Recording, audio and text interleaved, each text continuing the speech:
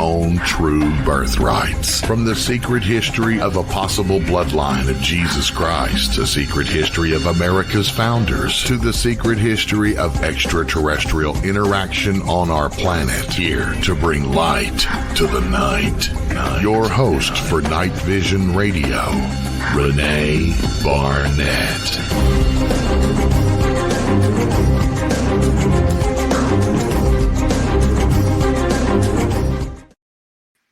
Hey everyone, how are you? Welcome to Night Vision once again. If this is your first time, welcome. Hope you'll come back again.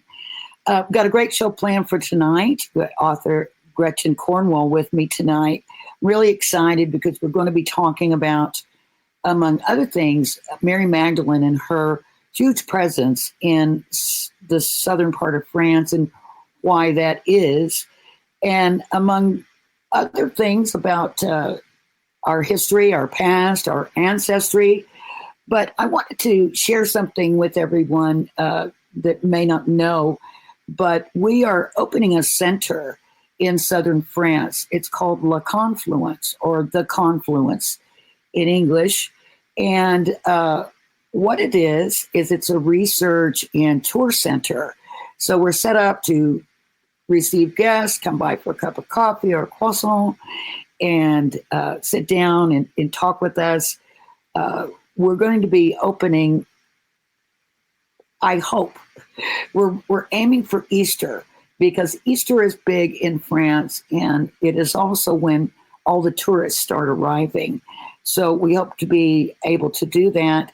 The whole center won't be finished, but the ground portion for the public should be well done by then, and we'll be able to receive visitors. And the name Confluence is for two reasons. The house actually sits at the merging or the confluence of two rivers, the River Salz and the River Aude. And there's a theory or a legend that the confluence of two rivers is an extremely powerful place to be. And I've heard people say that if you go there and you meditate or you sleep, that you will have wild visions and dreams, very vivid. And so I'm hoping that's true. I'm going to try it out. But anyway, the other thing is, because it's a confluence of ideas and of different people, we're trying to include as much and as many people as we can. We're having classes and all kinds of things. We're giving French classes, but we're also going to be having classes in sacred geometry, yoga, Tai Chi, art, jewelry making. I mean, we're just going to be really, really busy there and hope to have lots of interesting things that we will see. We've got some great people already scheduled to come over and speak with us. My good friend, Marlena Hullum, who is a historian and a teacher and an artist, is going to do a presentation on her wonderful stained glass installation, which sits in a museum in America now. But it was inspired by the quilts made by African slaves, where they would actually sew in hidden messages for those that were in the know. It was part of the Underground Railroad, and people could read these secret messages. And then, on the other hand, Jill Bladen, who is, she's my right hand, if nothing. And she is a wonderful artist. She's also a lawyer and an interior designer, thank God, because she's really helping me out a lot. But she is going to also give a presentation on hidden messages in paintings, like in medieval paintings and Renaissance paintings. A lot of the times, royal families or aristocratic families would commission these paintings, and sometimes I think they requested those messages to be put in. Other times, I believe the artist inserted messages on his or her own, mostly his, because they didn't pay much attention to women artists at that time. But anyhow, we're going to be having all kinds of wonderful things going on there, and I hope you'll manage to get by there sometime. But at the very least, I hope you'll come over to Facebook and check us out. It's called La Confluence, and it will. You'll recognize. I think there might be a couple of other Facebook pages that have a similar name, but you will recognize ours because there's an even-handed Templar-looking cross with a pink rose in the middle of it as our icon. So just look for that cross with the rose in it, and that will be us. So I hope you make it by, or at least make it to the Facebook page, and let us know what you think. And if you are going to be able to come over, or if you're already local there, give us some ideas on what you'd like to see us do there at the center. We're open. We're open to lots of different things. So without further ado, I'd like to bring on my guest. She's a friend, she's a researcher, and she's an author, and she is a lover of Mary Magdalene, as so many of us are. And so I thought I would ask Gretchen to come because she is so much into the Magdalene research. And I'm also twisting her arm to come on over to the center and give us some presentations on Mary Magdalene and others, because she's also very much a Knights Templar researcher, among other things. And also, hopefully, we will get together a tour for the fall, the early autumn, I should say. My friends in Europe and the UK make fun of me for saying the fall. They say, "What do? You actually tip over?" I said, no, that's what we call it. But it is the autumn. So it's probably going to be, I'm hoping for September, Gretchen. I don't know if that's feasible, but at least by, early-ish October. When the weather's really nice there still, it's cooling down a bit because July and August are just terrible. It's untenable in July and August, and that's why France shuts its doors in August and goes on holiday. Yep. So they're smart. They know what to do. Water. Yes, September, October, would be delightful. And I know we haven't firmed any dates up yet, but you don't have to twist my arm too hard. Good. I'll figure out a way to make that happen. Yeah. And I hope we can spend a little time so that we can set up some other things for you to do, some presentations and classes and things, because I think that would be really great. And especially when the tours start coming through, there'll be a lot of people interested to hear more about the area and about Mary Magdalene in particular. Yes. I think most of the people that come there have a Mary Magdalene idea in mind when they come there, especially women. I'll say that. Women are really drawn to Mary Magdalene. And that's one thing I wanted to speak with you about, because it seems, of course, she was derided for so long, being a prostitute and all this. And, finally the church had to come out and admit that just wasn't true. Well, that's just the Western Church. She's actually not a prostitute in the Eastern Church.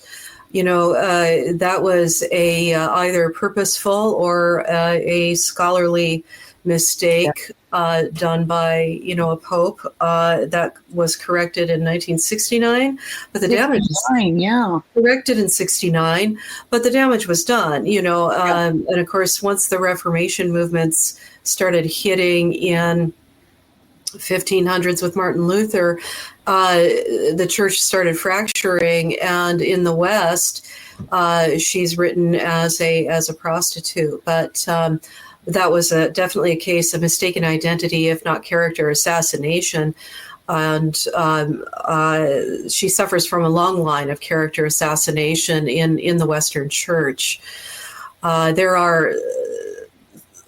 It's changed. There were 35,000 different Christian sects in the world when I wrote my first book, which is behind me. Now there are 45,000 different Christian sects in the world. Really? So I can't even begin to tell you what the differences are between all of them. There are probably about 6 main pillars, if you will, of differences from Eastern Orthodox. Some lovely legends regarding Mary Magdalene within their umbrella. And of course, in the West, you have different branches from as well, Lutheran, etc. I won't go into that. That might be a waste of our time. But by 1969, when you have all these fractured sects, denominations, there was no way that was going to go back. So she's continually reported as being a prostitute. And unfortunately, in the film series Chosen, which has been wildly popular, beautiful production values, great cast, remarkable, so well received, by many Christians. I'll pause for a moment. Renee, are you still here? I'm here. I'm sorry. I'm frozen, I guess, and you're frozen to me. So. Oh, really? Oh, I look like I'm still moving. Apologies, everyone, for the technical difficulties. We'll just carry on. Would you like me to continue? Oh, please. What I was going to say is, unfortunately, with the popularity of The Chosen, it's just ramming it home that she was a prostitute, and it's wrong. And as a matter of accuracy, but as a matter of faith, I'm not here to ruin anybody's faith. But the message that she was married was a woman of potential wealth, and also of the Davidic line, princess herself, a royalty herself, which is why she was actually married to Jesus as the Davidic king in exile. It was a royal marriage and a royal lineage. So, to get rid of, it was necessary to get rid of her, get rid of the descendants, because they posed a political and spiritual problem for the male disciples who wanted to create a different message. And unfortunately, she lost, but her information was perpetuated through royal families in Europe. Her children married into the nobility and the royal houses of France. She was exiled to Marseille. There was a Jewish enclave there already. And so she went to a place of safety there. As so many of you who follow Mary Magdalene already know, and then would eventually become the Merovingian royal house. And of course, a lot of that DNA over time came into the Charlemagne's line as well. There's so much I can't wait to share with you on a new book I've been working on with new information that has not seen the light of day in many centuries. And I feel very privileged to have been involved, and to be writing this book. I wish I could tell you today, but I can't. But what I would like to say is something more personal to myself, and also personal to you, I hope. The numbers of individuals who are genetically tied to this descendancy of the Merovingians, Charlemagne, Mary Magdalene, are in their millions today. And for myself, this is a personal story, but I hope it's also a story that resonates with you, whoever you may be. But if you're familiar with quantum mechanics, there is a theory of entanglement. And very briefly, you have two particles that are treated in the same way. They're linked and then spread miles, thousands of miles apart. You tweak one, the other one responds in the same manner. And Einstein called that spooky physics. So outside of time and space, you have this very interesting physical reaction to stimulation. So what does that mean? Many years ago, I had a wild lucid dream, and I've had maybe 6 in my life. 5 have come about in one way or another, whether or not it had anything to do with me. But I found myself in a castle. I was very strong, very determined. I was a woman. I was the lady of the castle. And I was being chased by 3 men. They had breached the castle. And this was okay, I'll just say it. I knew this is going to be so weird. Bear with me. I knew that I was Vlad Dracula's first wife. Now she's only a legend, and you can't find any information on her any longer. I was shocked. I didn't even know about the situation, but she leaps off of a tower and falls to her death below. And it's this in Transylvania, and it's called the Princess Tower, the Princess River, but it wasn't the right castle. And so it was, this lucid dream was a mix of messages and symbols that took me somewhere else. So I'm sorry this is confusing, and I'm slightly embarrassed, but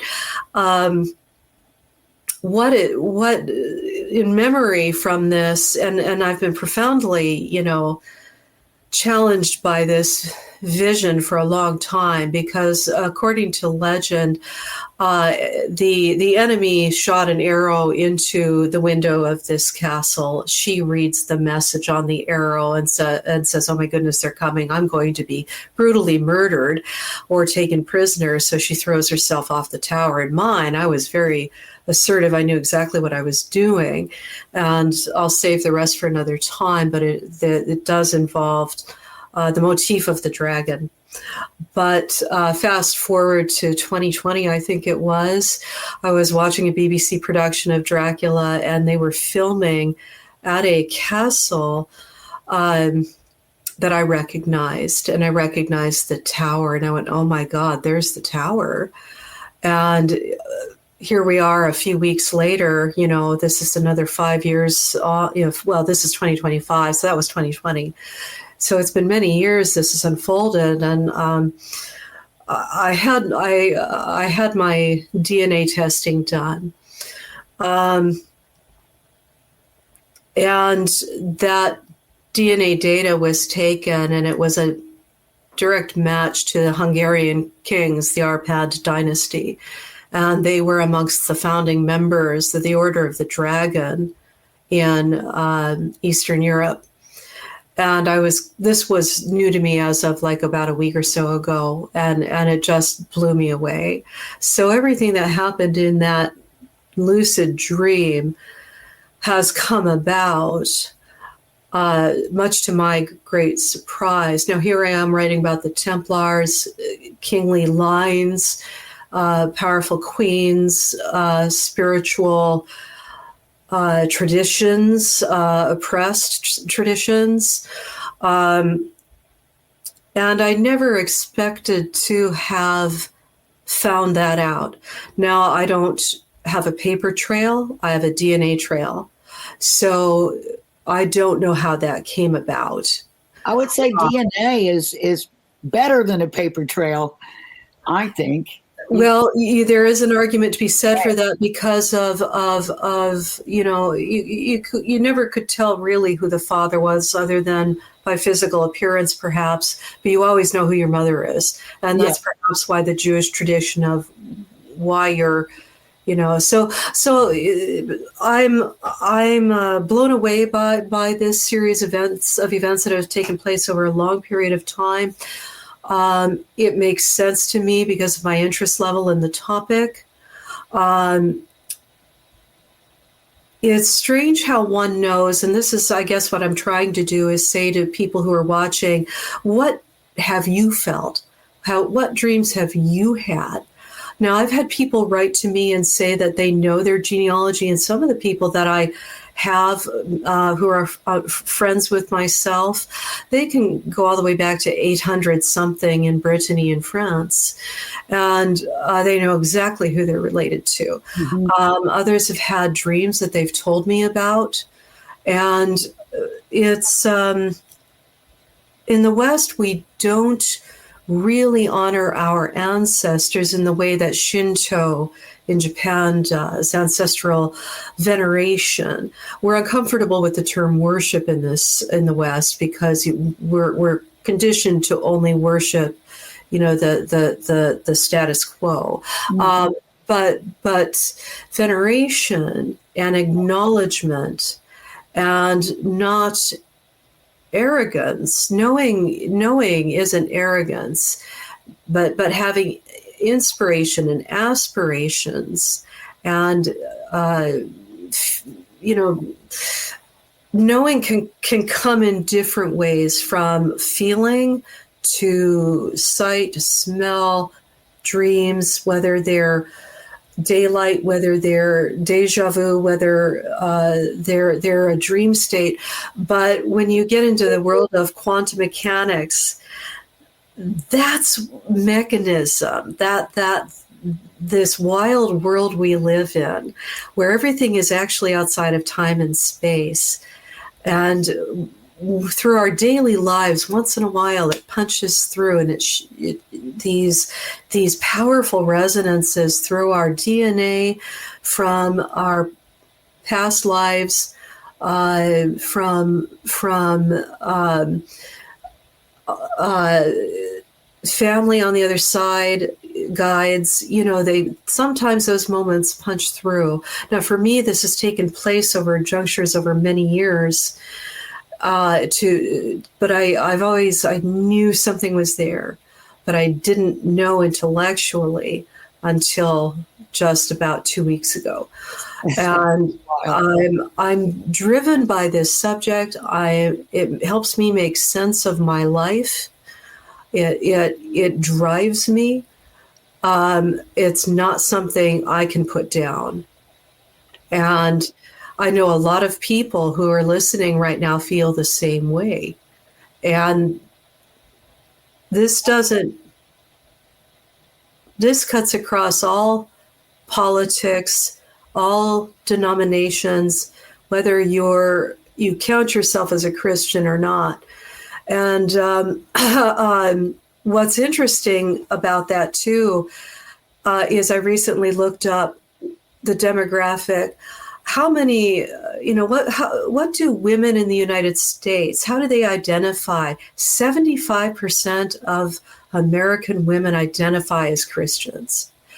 But when you're talking about 45,000 different denominations, what does that look like? Wow. And I have so many readers who, across all political divides, who have embraced Mary Magdalene, regardless of how they vote, on both sides of that challenging fence. Yeah. And that is incredible. She is important to so many, for so many reasons. And you and I were talking about the statistics of this DNA as well. Mm-hmm. And I think you had some information on that. We were producing the film Bloodline, and as I was telling you off the air, I really don't remember if this actually made it into the film. I think it did.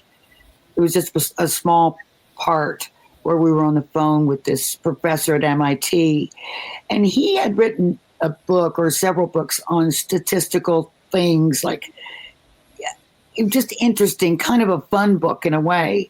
And so we put the problem to him: if there's indeed a bloodline of Jesus and Mary Magdalene, how many people are in it today? Who would be in it?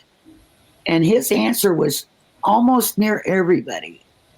And after this many years, and the turning over of the DNA, and I know that you had someone to tell you something similar, but not quite as much as everyone, but it was millions Yeah, a mathematician many years ago said that there would be approximately 35 million individuals based on 3 children if there were no accidents, sicknesses, et cetera, et cetera. But exponentially, that would grow quickly.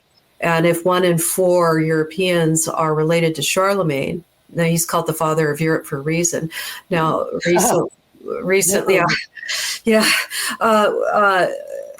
Well, it's try to be concise here. I recently came across another, you'll find this on YouTube if you look, but this other individual said that everybody in Europe would have been related to Charlemagne. Now, I don't know how that works. That's not where my skill set is. Wow. But it's listening to one's heart outside of you. I think one must also listen to one's motivation. And I've discovered that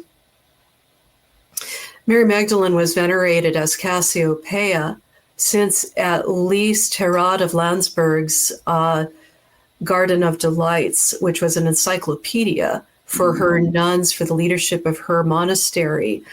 I've forgotten, but I found evidence in a illustrated frontispiece that she was being venerated as Cassiopeia. So you've got the woman enthroned, Cassiopeia, that revolves around the pole star, which is Jesus, and she's holding a mirror.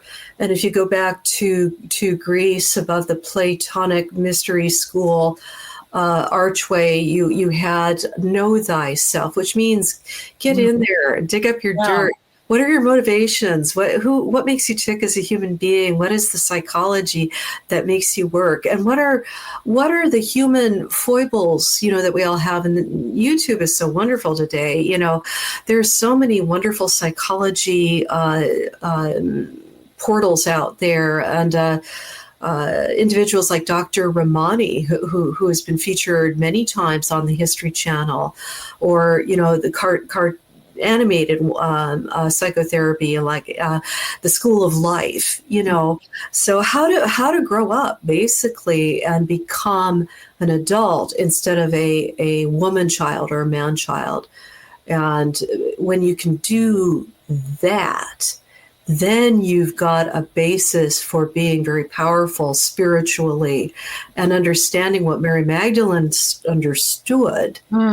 And you and I were speaking about one of the Gnostic Gospels where Peter says, "Why are you hanging out with her so much? I'm kind of annoyed with you," because that culture was very strict, and women were basically, second-class citizens at best. And Jesus turns around and says, "Are you kidding? Look at her. Come on." So and plus she did understand the more deep teachings much better than the other disciples did. Yes. So that's why, that was so special, or one of the reasons she was so special to him.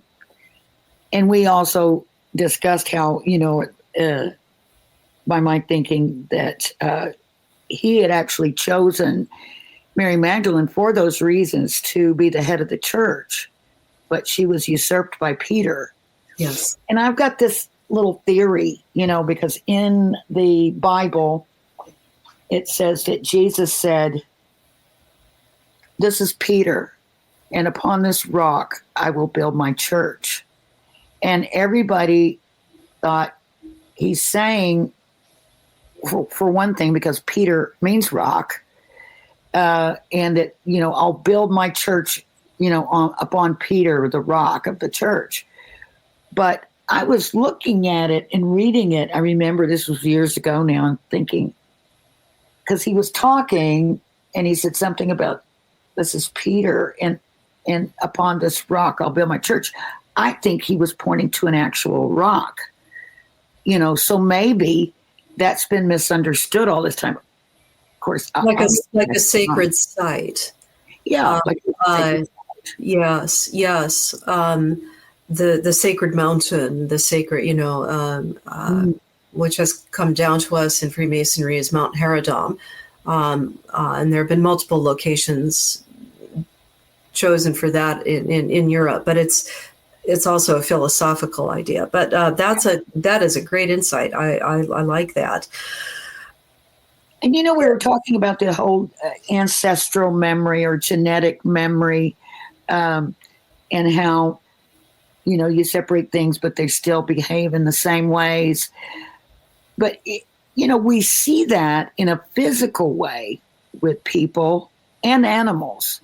Their bodies will adapt over time to circumstances that they find themselves in, and then over time that they become that way. Maybe they're develop a longer legs, or some physical attribute that becomes the norm after time.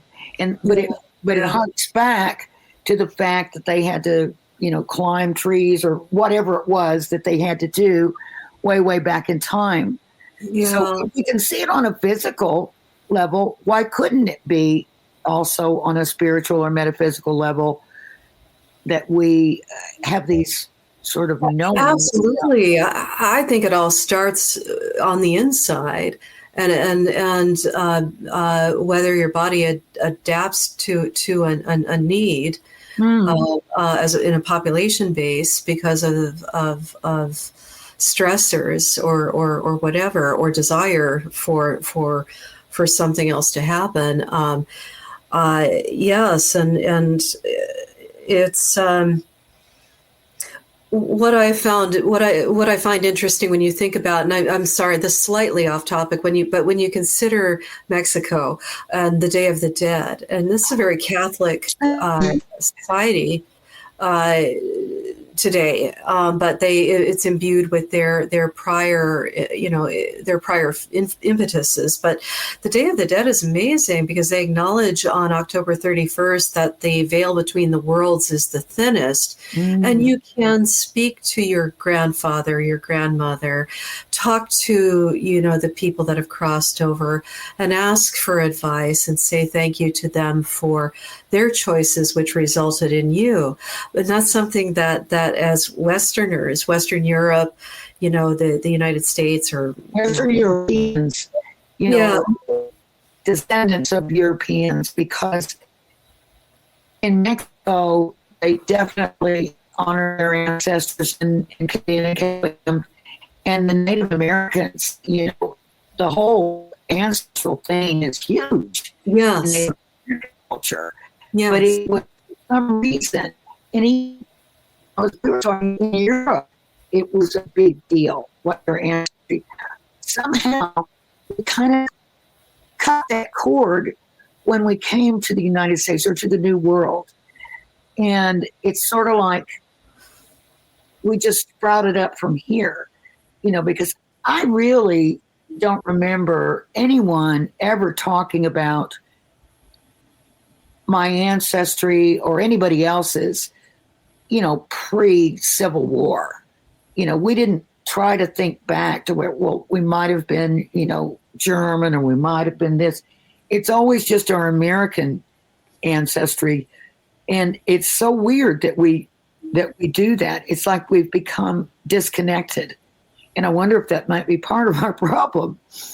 Yeah, having lived in the UK for since 2002, predominantly, I've noticed in Americans almost a feeling of orphan, and longing to go home in some way, and that's why the relationship between the UK and the US has always been so strong with common language. We have more in common with the UK than we do with France because of the shared language and culture is the same, and that has always astounded me. And the amount of documentaries on the History Channel, and of course the Curse of Oak Island, which I've been privileged to have consulted on off and on since 2018. Americans want, with a yearning to remember and be integrate that into their life somehow, and I think also the royals, nobility, the educated classes, they kept track of births and marriages, and it wasn't really, and of course records get destroyed, etc. I came across a study which I've been repeating endlessly, and this study done by 20 academics or something like that. We have lost 90% of our secular documents in Europe.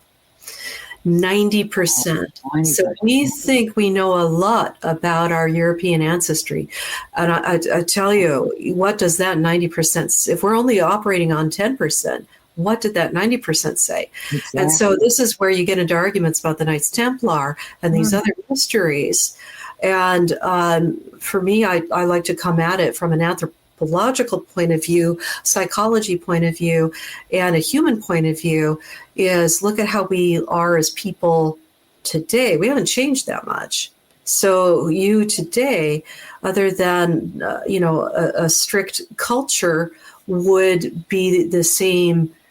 You would be responding to your environment in the same way. That's what I'm trying to say. But there's so much we've lost. So it's gosh, I guess what I would like to say, in light of my experience, having that lucid dream, and I only shared half of it, and with this castle in Eastern Europe and the Order of the Dragon, and I just and then the inclusion of Vlad Dracula's first wife, who is not on record anywhere. I found a reference to her once years ago, but that's been wiped clean. I can't find a reference to her anymore. But it's the wrong castle and the wrong the wrong family. But because it was important in the information I was receiving to understand that the Order of the Dragon was important, but it was Eastern. It was more in modern day Hungary, and Slovakia, etc. But the Arpad dynasty. So it was a merging of symbols and information. But so to talk to your grandparents, ask for guidance, and this is where in Catholicism the saints come in. Now that's slightly different because you might not be related to them, but one of my ancestors is Saint Stephen. So that's been interesting to discover that, because he was one of the King Stephen became Saint Stephen. So ask, and it will come to you. Now, there is nothing wrong for the devoted Christians who only speak to Jesus or to Yeshua. This is part of that myriad of which denomination is right. You can't ask that anymore, not with 45,000 different Christian sects. Yeah. So go ahead and talk to him. But what we have through Mary Magdalene is go ahead and talk to her too, because she is more than likely your ancestral mother and the new Eve, who was found blameless by him who married her, and why you and I are having this conversation today. So, it's interesting to me. Of course, the Catholic Church and others have really mainly venerated the Mother Mary, the Virgin Mary. And yes, she is very prominent in a lot of people's lives. And there have been a lot of Marian sightings that people consider to be Mother Mary, but they don't really know, who it is. Most of the time, they call her the lady or the white lady, or, when they're having these Marian apparitions. But there's something about Mary, something about Mary Magdalene that seems to really connect with people, with women today. And I wonder if it has something to do with that whole, derision of her as being a prostitute, and, now she's being redeemed. And it's almost like, because we grew up, at least I did, in kind of knowing it was better to be a boy and easier. And, if you're a boy, you would be elected president of the class. If you were a girl, you would be elected treasurer or secretary of the class, as I was many times.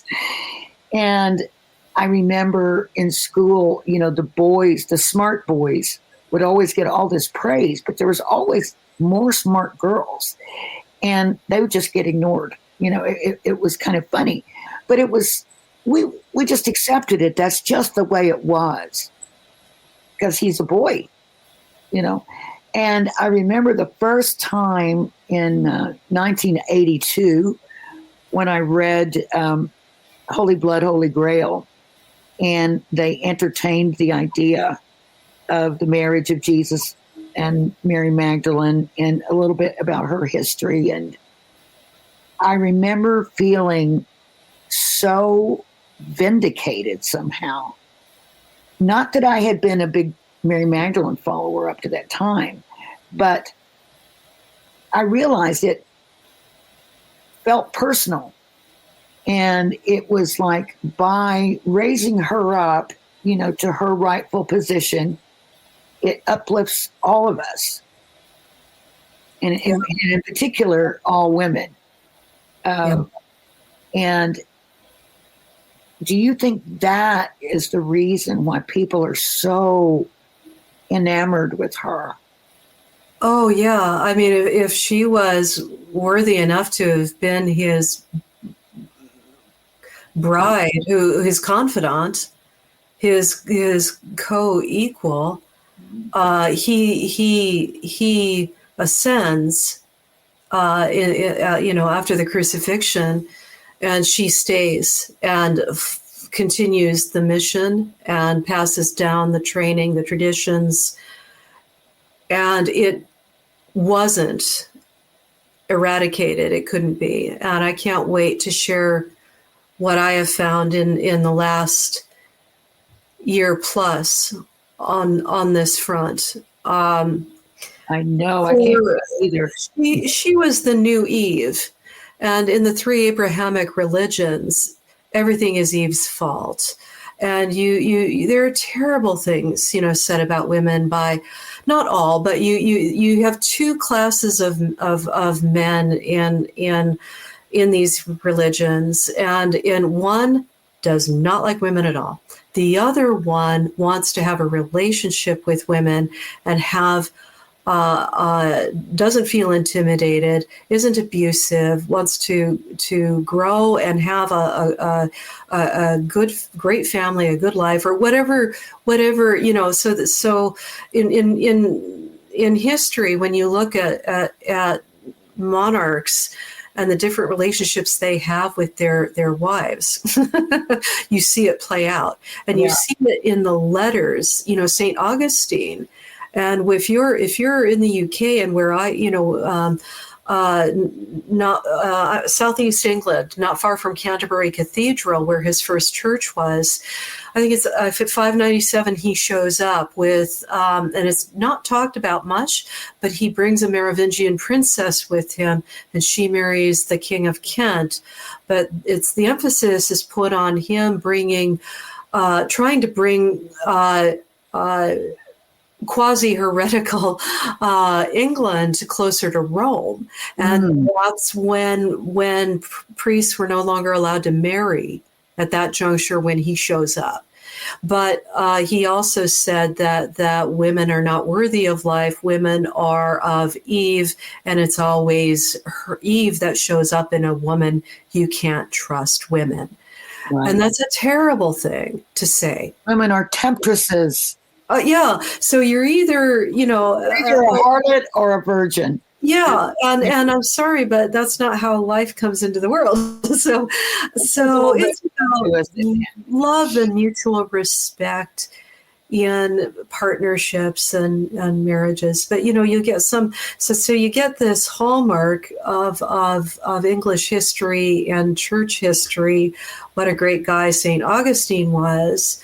And, it affects everybody, down the centuries. But there are many moments in history where the Roman Church grabbed hold of the monarch and wrested power from the monarch. Yeah. And there are many moments I've recently written about that. But and I'm not saying that by any stretch that I'm not endorsing monarchy as a form of government. Basically, if you've got a priestly caste going back into ancient Sumer, into ancient Greece, and Moses takes ancient Egyptian priesthood into and infuses it into Judaism. I mean, the Egyptian Book of the Dead is, the Ten Commandments is line by line by line, the Egyptian Book of the Dead. And you can look that up. It's pretty darn easy. But no religion springs out of the ground originally formed with zero prior contact with any other culture. It doesn't exist. So when Jesus comes in, he's basically an exiled king, and he's of a Jewish background with ancient Egyptian priestly spiritual gifts. Profound spiritual gifts, and he shares that and initiates Mary Magdalene, and that goes right into Europe. Now, Europe had its own prior impetuses as well. That's another thing. Forgive me. So no culture is devoid of a prior spiritual culture. I hope that makes sense. Have I lost the plot? Forgive me. No, it really does. It looks kind of complicated, but it's really interesting. And you've got you've got the Madonna figure. The original Madonna figure is Isis, who's married to Osiris, and they have Horus, and there she is seated with her child. And that is the earliest, form of a Madonna figure, which gets borrowed and perpetuated. And Mother Mary is important, but Mother Mary is often masking Mary Magdalene too. Yeah, that's what I think as well. Yeah, picking the two of them apart isn't always easy. And then, of course, you have the Black Madonna, which could be a reference to Sarah, the daughter, and Sarah meaning literally in Hebrew, princess. Right. Or it could be a reference to Mary Magdalene. And yes, being in reference not necessarily to complexion, but to the occult nature. Well, it's a Cinderella. It's a Cinderella motif, isn't it? Because she has to hide. Yeah. Because it's dangerous. So forgive me, I'm excited, and I think I love it. This is really a great conversation. I know. So I'm so sorry about the technical problems, but for one thing, the good news is that many, many more people will hear this show than see it, because it goes out, in audio and video first, but then it's shared on all the podcast platforms. And that's where most of the audience comes from. So they won't even know about our camera glitches they might hear me faffing around trying to do something about it. But at least it won't ruin their picture. Yes, indeed. Well, it got through it, and it wasn't that. Yeah, and I even switched cameras in the middle because it seemed to be.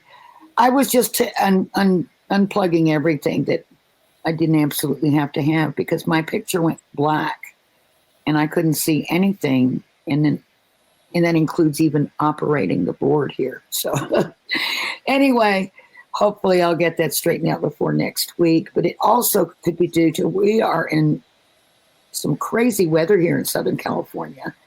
It has been raining and raining. We were begging for rain a couple weeks ago when we had the big fires, and we still need it. But, unfortunately, after the fires, you get the mudslides, when you get a lot of rain. So I hope we get enough, but not too much. Yeah. And, feeling for all the people that are displaced in Los Angeles right now. And especially those that are not super wealthy and staying at the Beverly Wilshire. Yeah. Because not everybody that lost their home was a movie star. Yeah. In the Palisades. But anyway, there were people that have lived out there for a long time, or their house was a family home. And so when their parents bought it, it was like $80,000, and now it's worth like $5 million, Yeah. And they'll never be able to rebuild or come back. And those are the people that are heartbreaking to me. But thank goodness the fires are over, although I did hear earlier this evening, someone sent me a little news report that they had arrested some guys today out trying to set fires in the rain. I'm not sure how much luck they were having, but what are they doing? Why would you want to do something like that? Wow. It's crazy. Oh, that's horrible, and it's just the lack of empathy. What's wrong with that person? Yeah. It's totally just unconscious, just devastating. No self-awareness, we're talking about. Yeah. And, know thyself. That is so, so good. And I remember when that just sort of hit home for me, it was, I heard it all my life. But what it really meant, I didn't figure that out for quite a while, I don't think. And it meant, everything is inward. And as Jesus supposedly said, the kingdom of heaven is within. So all you have to do is know your true self and be that. And you're fine. You're just fine. And because if you are that, if it's your true self, you are going to be a positive force in the world. You're going to do the right thing. You're going to be kind. You're going to be supportive. And, all this other stuff just falls by the wayside when you really know what's up. And that's a perfect lead into,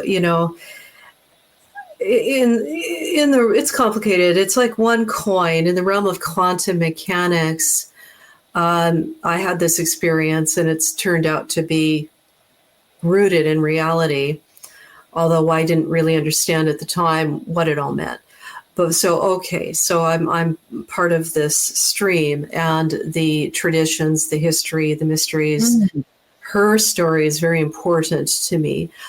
But how do I show up in service rather than in self-aggrandizement, which I see a lot in this field?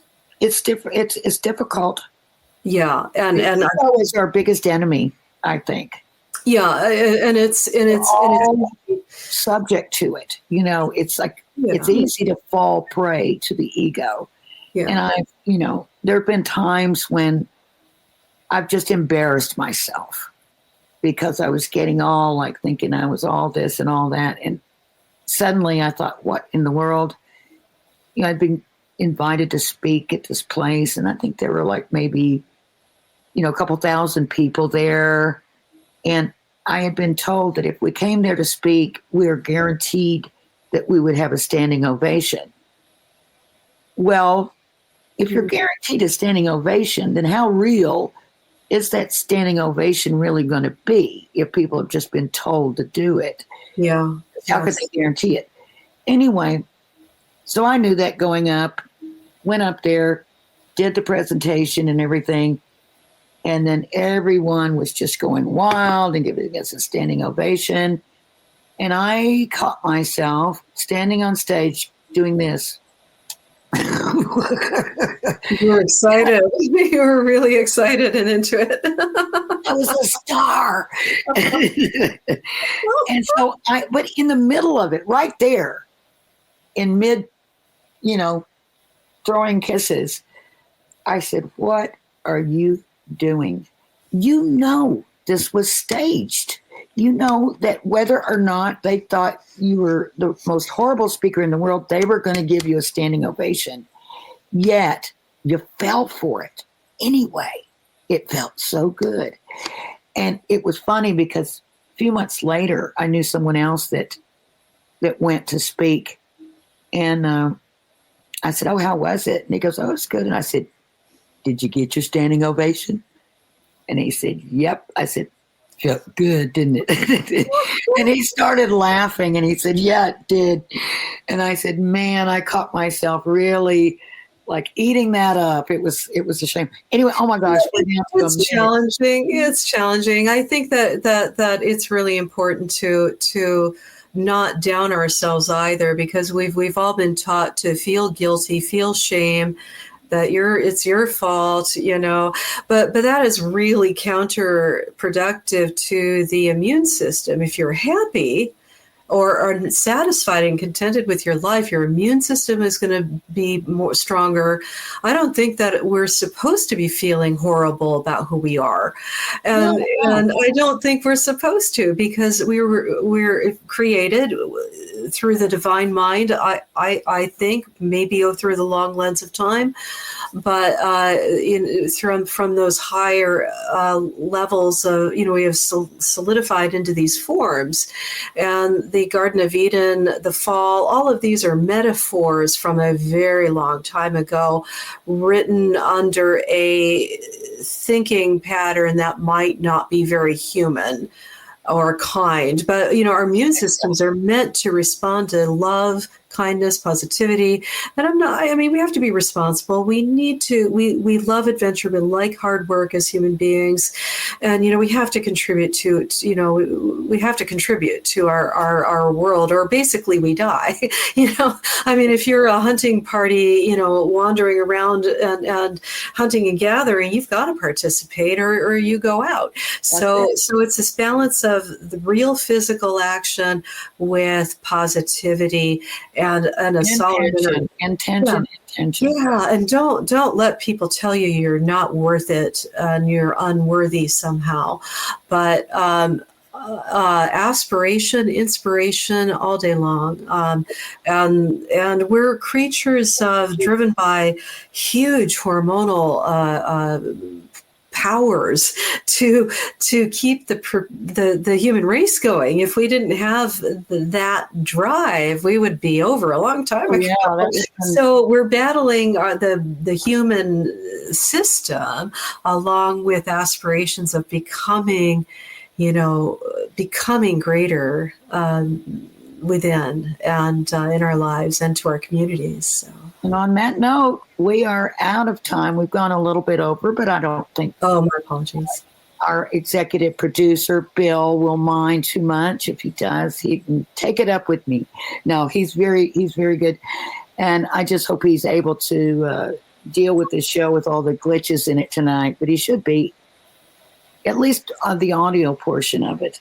But anyhow, Gretchen, thank you so much. And I hope to see you soon on the other side of the pond. And it'll be fun doing some good work together. I look forward to it. And those of you who are looking at the screen, you see up there Gretchen Cornwall, World Tree Music. Look her up on YouTube. You won't believe it. She's got a hauntingly beautiful voice, and there's some very wonderful medieval sounding tunes and things. It's really gorgeous. And also check out GretchenCornwall.com and go to her shop at GretchenCornwall.com/shop. There's some cool things up there. I'm getting some. All right, guys. Well, thank you so much. And Gretchen, thank you. And I hope to speak with you super, super soon. Whoops. Anyway, there was one more thing I was gonna say. Next week, I should have James Martin on, and we will be delving into Templar stuff, and I am going to nail him on some things that he found, because a lot of people try to say that the Templars didn't have any connection with Mary Magdalene at all, but he has found some solid evidence in documents, in academic archives that show that they did venerate Mary Magdalene. And so I'll get him to talk a little bit about that along with the rest of the Templar history. Thanks, everybody.